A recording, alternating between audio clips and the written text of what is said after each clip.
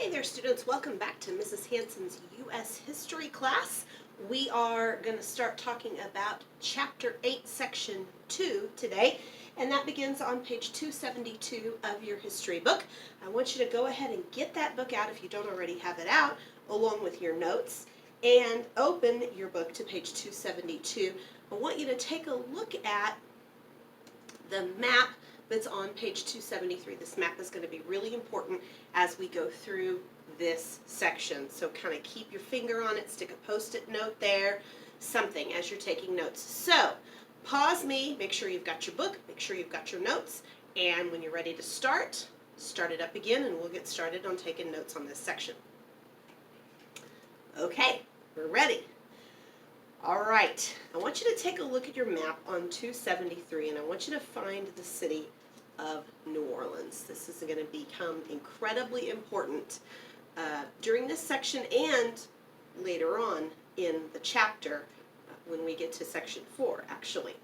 So in the early 1800s, Americans started moving west. You can look at the map on 273 and you can see the green section in that map. Those are the U.S. states and territories in 1804. That's the land that we as the United States of America had control of. They were part of the United States.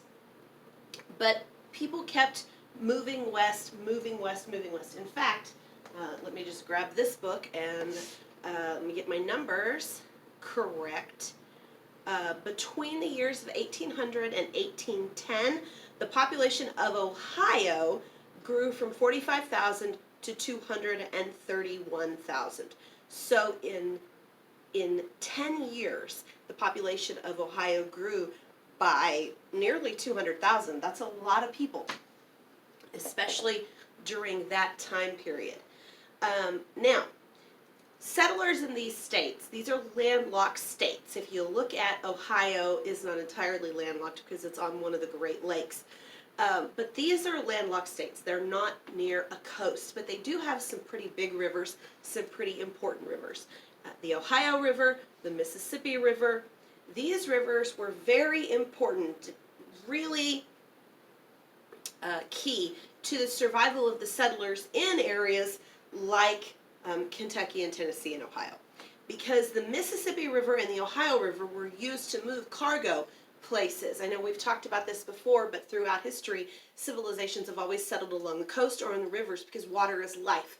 It doesn't just water the plants and water the people, but it also was really used for transportation. For many years, it was the main form of transportation. And so you've got these settlements, popping up all up and down these rivers, and it's really key. Now, New Orleans is at the mouth of the Mississippi. This is where the Mississippi flows down into the Gulf of Mexico.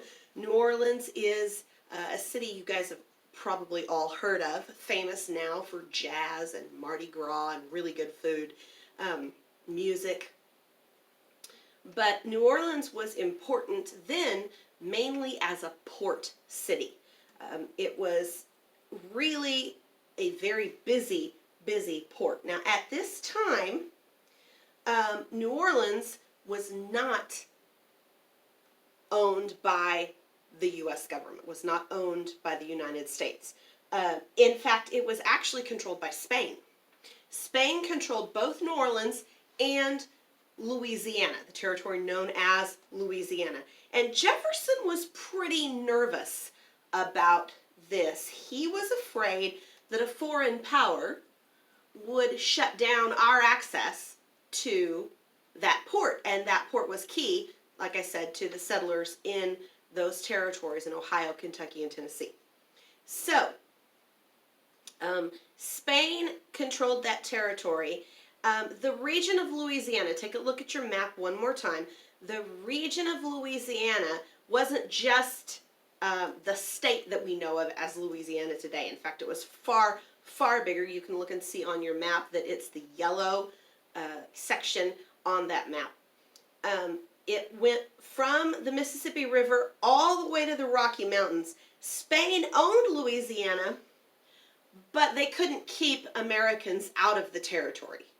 It was a huge tract of land and impossible to guard all of its borders. In fact, the foreign minister of Spain actually said you can't put doors on open country, and that's really quite true. It's hard to monitor and keep track of that much territory, especially back then when they didn't have all kinds of stuff we have now, all the technology we have now.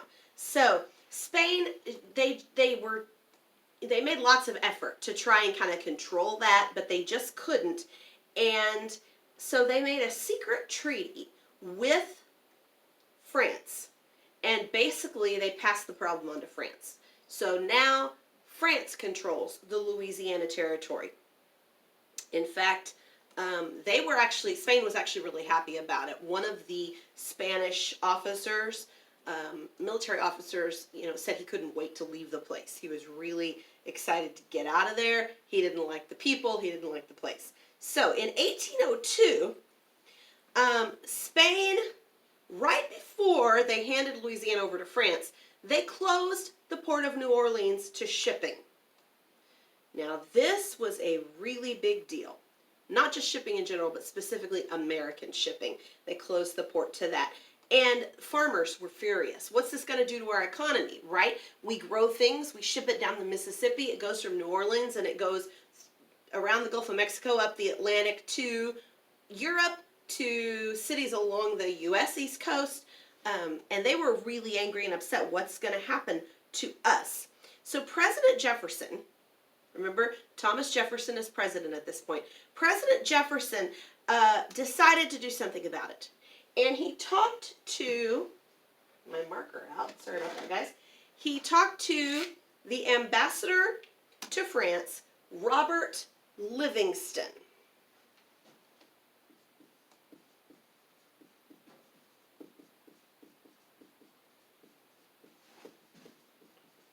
And he said, Livingston, you've got to get over there and you've got to see if we can buy New Orleans. Can we buy the land that New Orleans is sitting on from France? Do you think they'll sell it to us?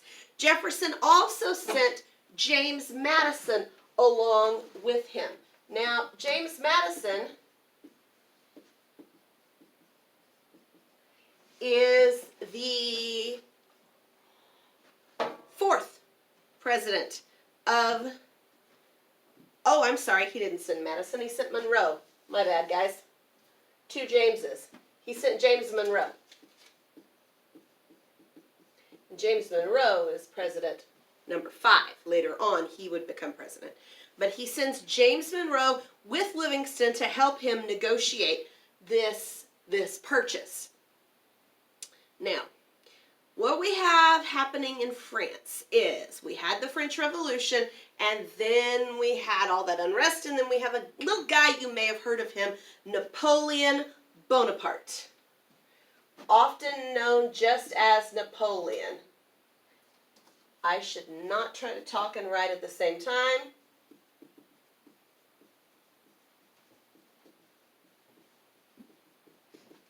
Napoleon was the emperor of France. He was an incredibly powerful ruler. He had, at this point, conquered a lot of Europe, a big chunk of Europe. And he wanted to rebuild France's empire in North America. So he had this strategy. His idea was that he was going to use Haiti, the French colony of Haiti.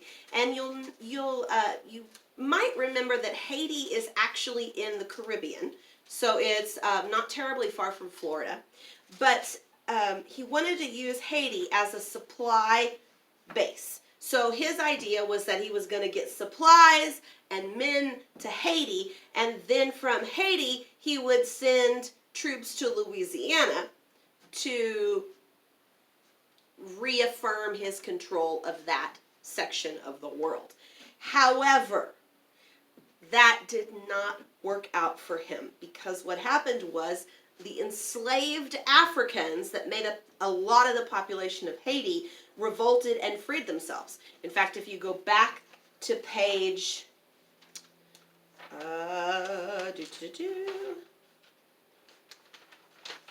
Sorry, I didn't have that marked. Should have.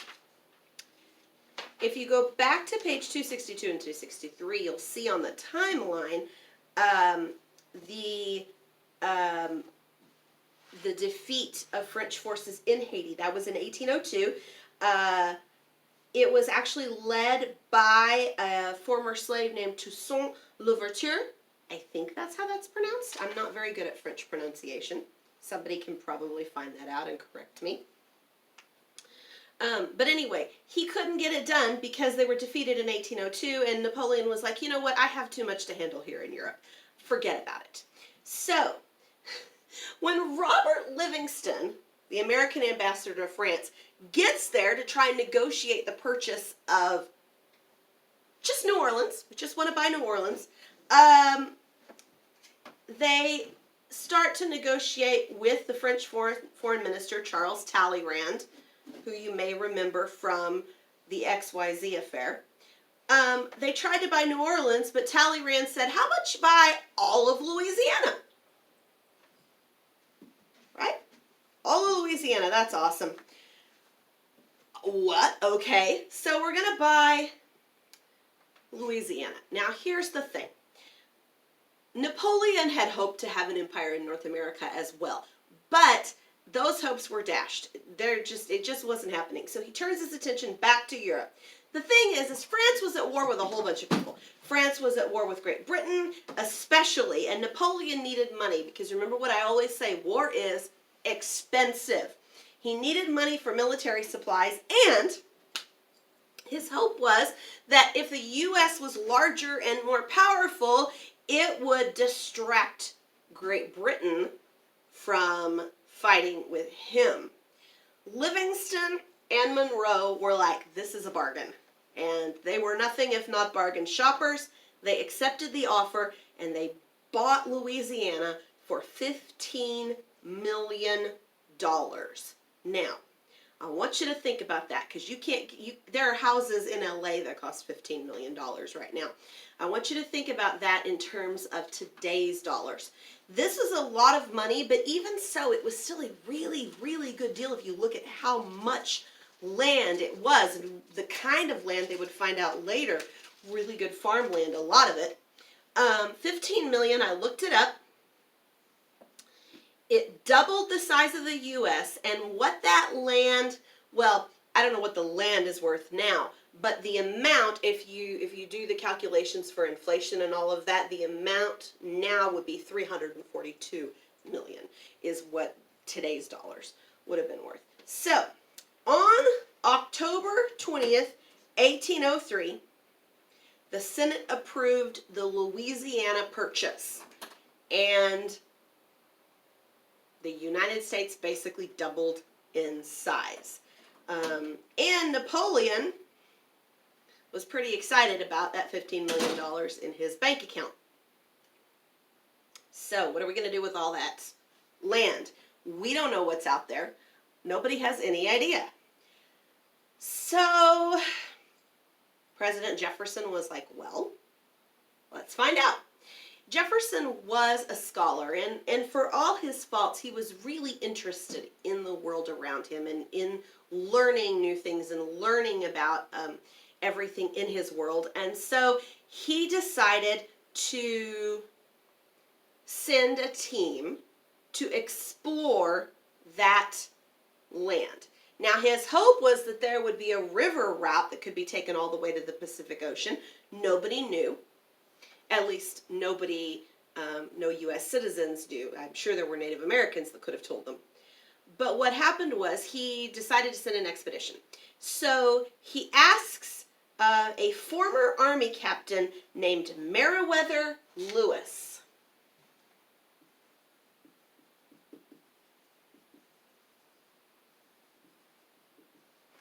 And I think I may have spelled Meriwether wrong. Nope, I got it right. Awesome. Yay me.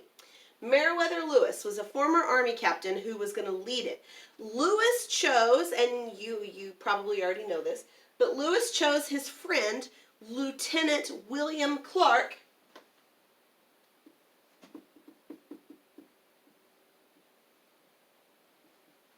to co-lead, to be his second in command. Now, they spent quite a lot of time preparing for this journey. They studied with experts, they talked about plants, about surveying, all kinds of things. And the reason they did this was because they wanted to be able to take notes on everything they saw. And they did. In fact, Lewis and Clark together handpicked about 50 frontiersmen, men who knew how to survive in the wild. They picked 50 frontiersmen together, and those people formed what they called the Corps of Discovery.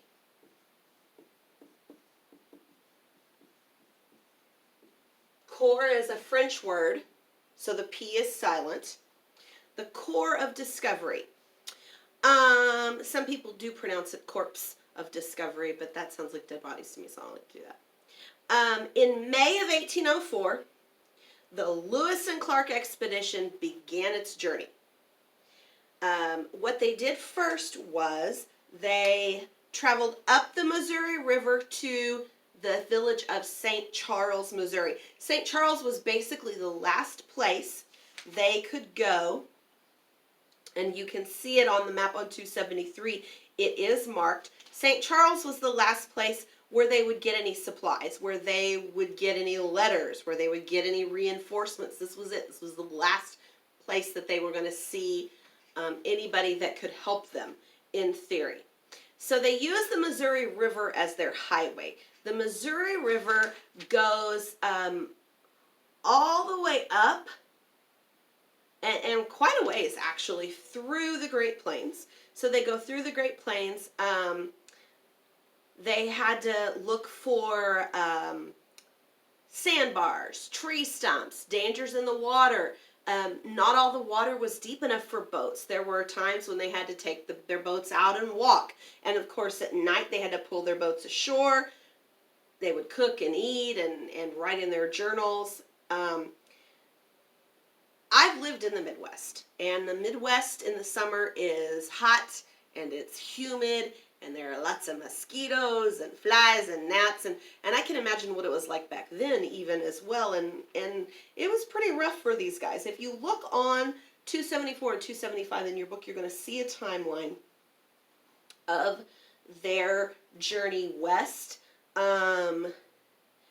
All kinds of interesting information about that, and some photographs of some things that they saw. And I have always thought it would be really interesting to be that person, to be the first person that saw those things that they saw. I just think it's really cool. And we live near the end of the Oregon Trail, or the Lewis and Clark Trail. Oregon Trail is different. Lewis and Clark Trail. We live here in Scappoose and St. Helens near the end. In fact, you can go, once things are open again, you could go down to Fort Clatsop and you could visit the end of the trail center at Fort Clatsop. And it's really fascinating. There's a lot of cool stuff. They rebuilt a replica of the fort there. Lots of really neat stuff. My family's been a few times, and I highly encourage you to go once this quarantine is over, because it's really cool. They went weeks without having any encounters with any Native Americans, and that was pretty interesting. And when you go back and you read the diaries, the journals of some of these men, it's on their mind. What's it going to be like? What kind of Native Americans are we going to encounter? During the summer of 1804, they had gone about 600 miles without seeing any Native Americans. And then they spot the buffalo herds. I don't know how many of you have seen buffalo up close and personal in real life. They are huge, and they're pretty scary. But I can't imagine being, these guys and seeing these massive herds of buffalo for the first time. But they figured, when they saw them, that there would be Native Americans nearby, and they were right. A lot of Native American tribes, Great Plains tribes, depended on the buffalo for food, for clothing, for tools. They used every part of the buffalo for leather, for shelter. They made their teepees out of buffalo hide often, their clothes, their shoes. They used bones for tools, all kinds of stuff. Meriwether Lewis had interpreters, and he tried to talk to the leaders of all the people that they met. Basically, what he told them was that the United States now owned the land on which they lived. This was really a hard concept for a lot of Native American tribes to grasp, because for many of them, the land wasn't particularly something you owned. You could own the right to hunt on the land or to farm the land, but they didn't really have a concept of actually owning the land. The explorers basically said, well, we own this land now. And they depended on the goodwill of those Native Americans. Just kind of an interesting tension there. They met along the way a woman named Sacagawea. And I'm sure that you have heard of her. Very famous woman, and she's pretty tough.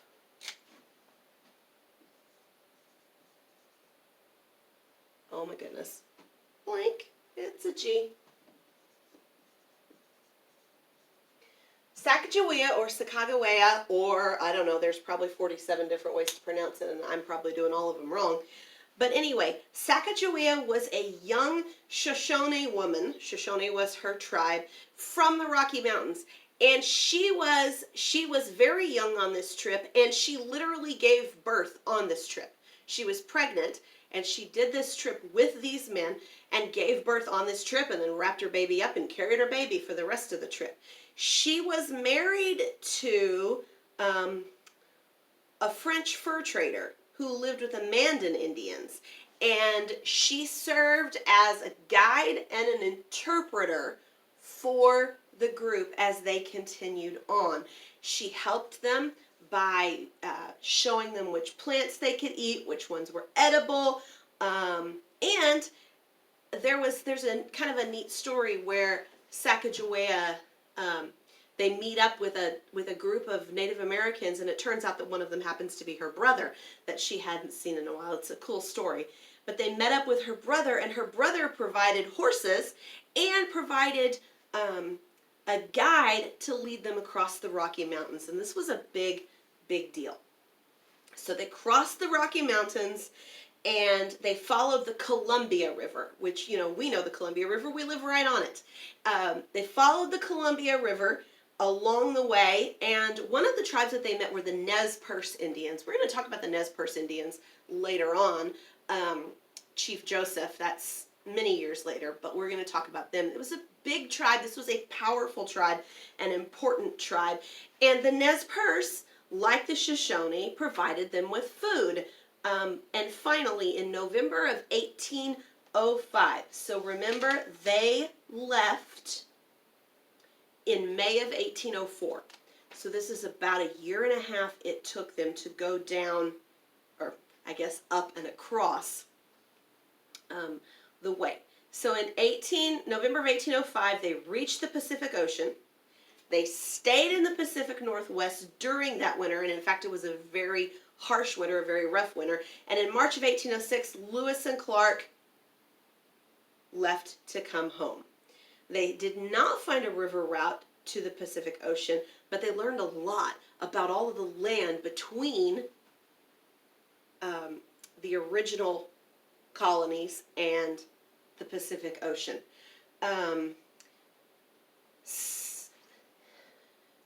They established contact with a lot of Native American tribes, and they collected so much information, really important, really valuable information about what was there as far as plants and animals and Native American tribes. Now, they weren't the only ones. They're the most famous, but they weren't the only ones. There was another guy I want to talk about, and his name was Zebulon Pike.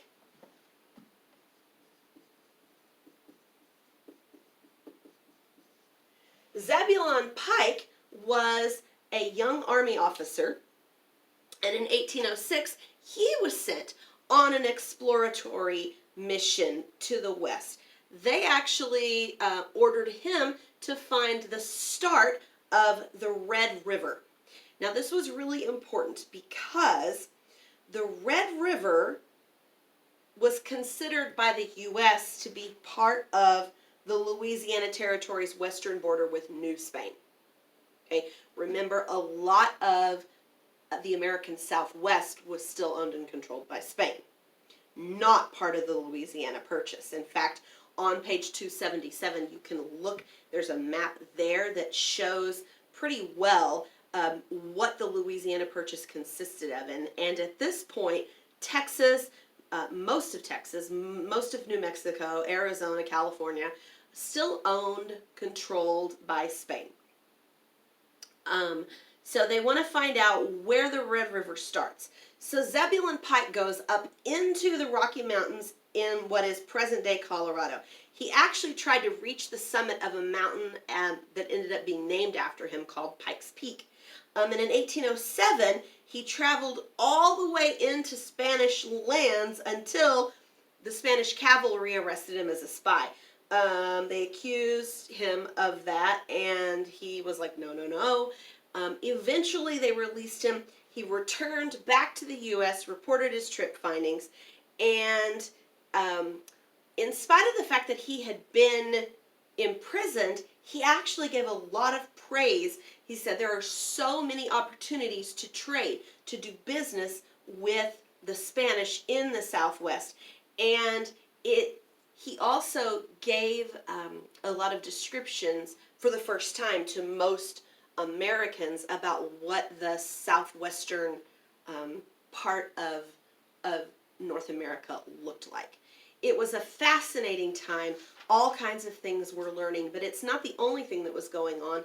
And in the next section, we're going to talk about how the build-up, all of these events culminated in a build-up of war. And so we're going to talk about that in the next section. For now, get your notes done, take your quiz, turn it in, and I'll see you tomorrow.